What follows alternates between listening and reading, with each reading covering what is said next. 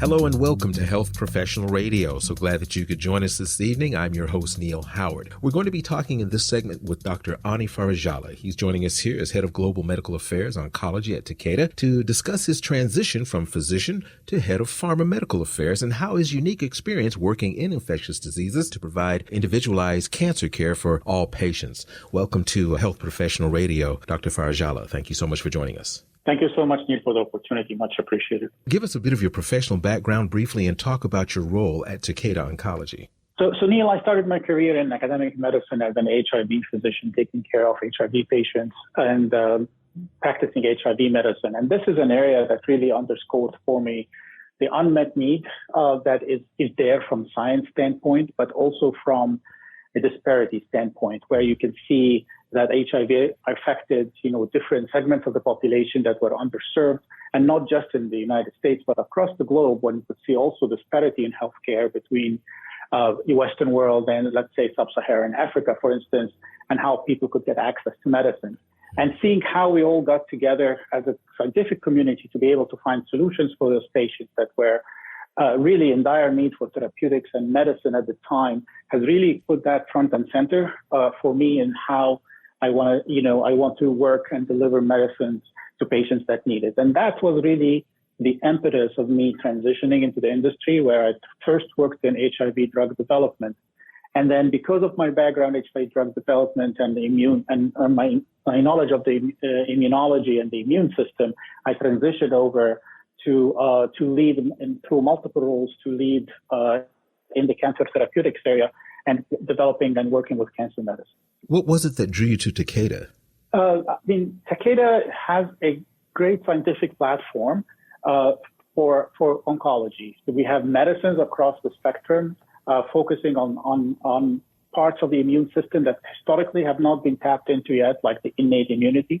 We have newer platforms that we continue to develop and work on. But we also have medicines that are focusing on targeted therapies of particular mutations in certain genes that make you target the tumor directly. So the wide portfolio and the science that was available was very, very was drawing to me. But I would tell you, science was not the only thing that drew me to Takeda. What was really kind of the one thing that, as they say, got me really excited about Takeda is when I was talking to our CEO during my interview process, Christoph Weber. And when I looked at the entire Takeda portfolio, not just oncology, there were really medicines that patients in developing countries would need the most. And my question for him was, how are we delivering those medicines to patients that need it across the globe? Because not all of these patients are going to be able to pay, or all these countries are going to be able to pay. And his response is what really drew me to Takeda, is that he said, we leave no patient behind. We work with, depending on the economic status of the country, we figure out the pricing strategy, we figure out how we get access to patients. And to me, working for a company that put patients at the center was actually a big draw, in addition, of course, to the pipeline. Talk about some of the similarities between working with HIV and cancer patients or cancer drug development research, and any of the lessons that can be learned through that work. So, Neil, I was actually very privileged through my career to work in HIV medicine and see HIV become a chronic disease.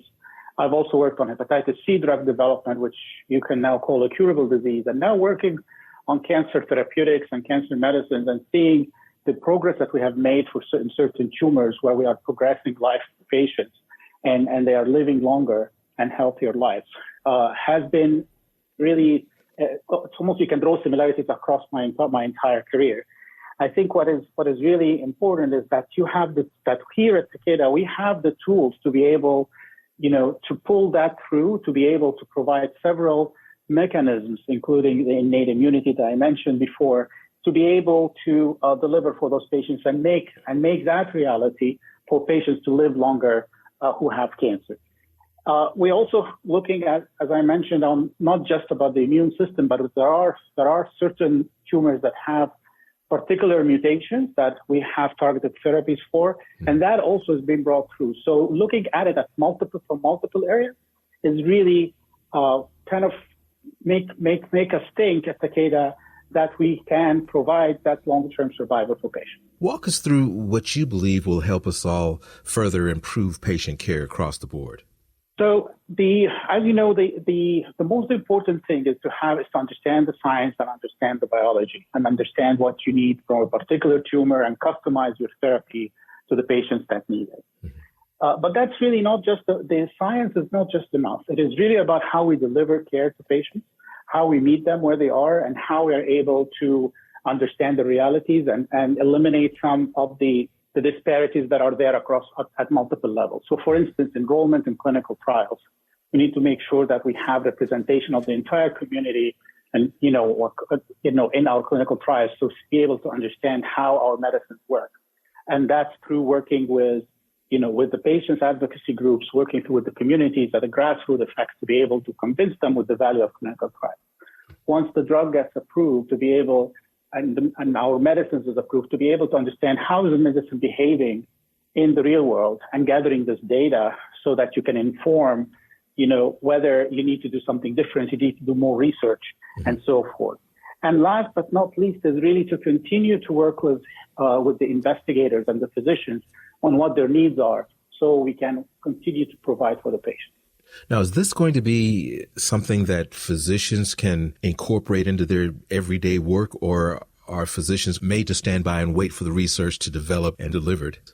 Oh, I think this is something that the healthcare providers can incorporate in their day-to-day work. When you are sitting in the clinic, whether you're a physician or the nurse or the social worker, you're able to understand what's going on with the patient, what are their needs, and what are their social situation and the cultural situation that may assist in their therapy when you're choosing the right therapy for them.